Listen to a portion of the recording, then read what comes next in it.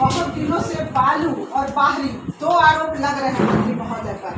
पहला आरोप है कि जो भी बालू की कमी हुई है आम जनता के लिए, तो बालू जो उठ रहा है उसकी कालाबाजारी हो रही है और उसका कमीशन सीधे कल्याणपुर मंत्री महोदय के पास जा रहा है। ये विपक्ष यानी भाजपा और आजसू दोनों के पार्टी नेताओं का आरोप है, क्या कहेंगे आप? देखिए, झूठ बोलने के लिए किसी को रोका नहीं जा सकता। झूठ बोलना, अफवाह उड़ाना, यह शुरुआत से ही भारतीय झूठा पार्टी का चाल और चरित्र रहा है। चिनिया में चुनाव के दौरान गोली चला और सीधा सीधा आरोप लगा दिया गया कि झामुमो कार्यकर्ताओं ने गोली चलाया है। जांच में पता चला कि वहां आपसी विवाद था, झामुमो को और किसी भी पार्टी को उससे कोई लेना देना नहीं था।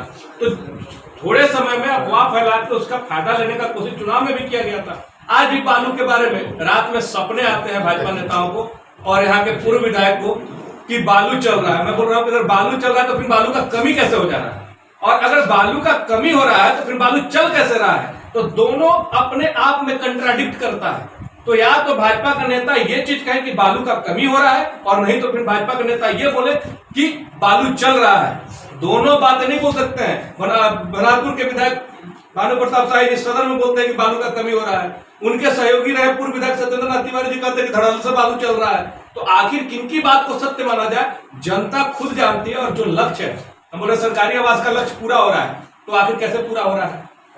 तो बालू उपलब्ध हो रहा है तभी पूरा हो रहा है। तो ये सीधे से हम नकारते हैं इस बात को कि बालू के मामले में भी किसी तरह के अवैध ढुलाई और कमीशन खोरी सपने में आता होगा किसी को। कमीशन लेने वाले जो लोग हैं अपने क्षेत्र में जो लेते हैं वो उनको लगता है कि पूरा दुनिया, जैसे सावन के अंधेरे को पूरी सब हरियाली नजर आती है, वैसे ही उन लोग को लगता होगा कि जो हम करते हैं वैसे गढ़वा में भी होता होगा, लेकिन उनकी भूल है। विपक्ष का दूसरा आरोप है कि मंत्री जी बाहरी है बिहारी है, क्या कहेंगे? देखिए, बाहरी और बिहारी शब्द का जो प्रयोग किया जाता है, अगर बाहरी है तो एक गोविंद हाई स्कूल से उन्होंने 10th किया है, तो 10th कैसे किए? और बिहारी की बात रही तो इसमें हम कोई गुरेज नहीं है कि वो उनका मूल बिहार रहा है, लेकिन उनके पिताजी या किसी के पिताजी अधिकारी के रूप में जब आप काम कर रहे हो तो आपका स्थानांतरण होते रहता है। तो स्थानांतरण में 75 साल तो 70 साल लगभग उन्होंने झारखंड में बिताया है।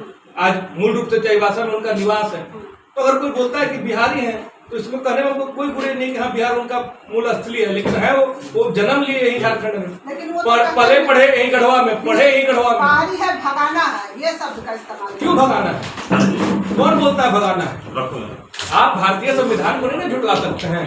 हम किसी को, देखिए यही अंतर है। जब हम 1932 की खतियान की बात करते हैं तो इसको बिहार और उत्तर प्रदेश के विरोध से जोड़ के देखा जाता है। ऐसा नहीं है हम 1932 लाना चाहते हैं तो इसका मतलब ये नहीं कि हम बिहारियों को भगाना चाहते हैं। जी नहीं, हम झारखंड के जो मूल निवासी हैं उनको अधिकार देना चाहते हैं और तृतीय चतुर्वर्ग में उनको नियुक्ति हो, उनको सम्मान मिले। क्योंकि जो बिहार से रहने वाले हैं, जो उत्तर प्रदेश से रहने वाले हैं, जब वो अपने जिला में जाते हैं, अपने राज्य में जाते हैं, तो उनको वहां का मूल निवासी माना जाता है। तो एक ही व्यक्ति वहां भी फायदा ले, यहाँ भी फायदा ले, और हमारे यहाँ के लोगों को पलायन करना पड़े, ये हम नहीं चाहते हैं। तीसरा और अंतिम सवाल सर, विपक्ष एक बड़ा आरोप लगा रही है कि रामगढ़ उपचुनाव में जिस प्रकार से सत्ताधारी पार्टी प्रत्याशी का यूपीए के प्रत्याशी का करारी हार हुआ है, तो जनता ने आपको नकार दिया है, चाहे नियोजन नीति है या छात्रों की नीति है। 2024 में एनडीए की शानदार वापसी होगी, क्या कहेंगे आप? देखिए शीतल जी, चुनाव के बाद 2019 के विधानसभा चुनाव के बाद 5 उपचुनाव हुए। 5 में से 4 उपचुनाव गठबंधन ने जीतने का काम किया। एक एनडीए जीत रही है तो बड़बोलापन में कुछ भी बोलते जा रही है। हम बोल रहे हैं कि अगर 5 में 4-1 का रेशियो लिया जाए तभी 80% सीट हमारे पक्ष में जाएगी। अगर 24 के चुनाव में अगर हम यही मान लेते हैं तो 80% चुनाव जो है गठबंधन जीतने का काम करेगी। और हारे हैं तो आपको बता दें कि 10 साल भाजपा और 15 साल आजसू रामगढ़ विधानसभा सीट पर काबिज थी। और आज 2019 में एक गरीब की बेटी, एक आंदोलन करने वाली, संघर्ष करने वाली महिला आज जल संसाधन मंत्री रहे चंद्रप्रकाश चौधरी को हराकर उस सीट पर जीतने का काम किया था। धनबल, बाहुबल और जो उनका वहां पैठ जमाया हुआ था उसके खिलाफ उन्होंने 2019 में चुनाव लड़ा, जीता। हो सकता है कि ममता देवी का कमी जो है उस चुनाव में खला। अगर ममता देवी जैसा प्रत्याशी हम लोग को ममता देवी अगर उस जगह पे होती तो शायद नजारा कुछ अलग होता।